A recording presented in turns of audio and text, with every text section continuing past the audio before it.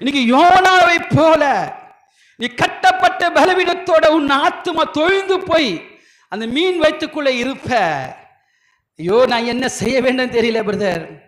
என் ஆவிக்குரிய கிறிஸ்தவ வாழ்க்கையிலே என் ஆத்துமா தொய்ந்து விட்டு இருக்கிறது.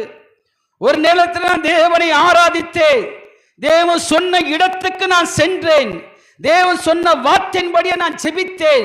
ஆனால் இன்று தேவன் சொன்ன இடத்துக்கு செல்லாமல் தேவனுக்கு மாறாக செய்தது நிமித்தம் என் ஆவிக்குரிய கிறிஸ்தவ வாழ்க்கையிலே ஒரு பெரிய கொந்தளிப்பு வந்தது. இந்த கொந்தளிப்பு நிமித்தம் நான் மீன் வயிற்றிலே ஒரு சிறையாகப்பட்டிருந்தேன். ஆனா ஆண்டவர் சொல்றாரு, நீ எப்படிப்பட்ட சிறையா இருந்தாலும், எப்படிப்பட்ட காரியத்திலே நீ கட்டப்பட்டிருந்தாலோ, உன் ஆத்துமா தொய்ந்து போய் நீ வேதனைப்பட்டு கொண்டிருந்தாலோ, உன் ஆத்துமா யாரை நினைக்கிறேன் என்றால் உன்னை உண்டாக்குன தேவன்.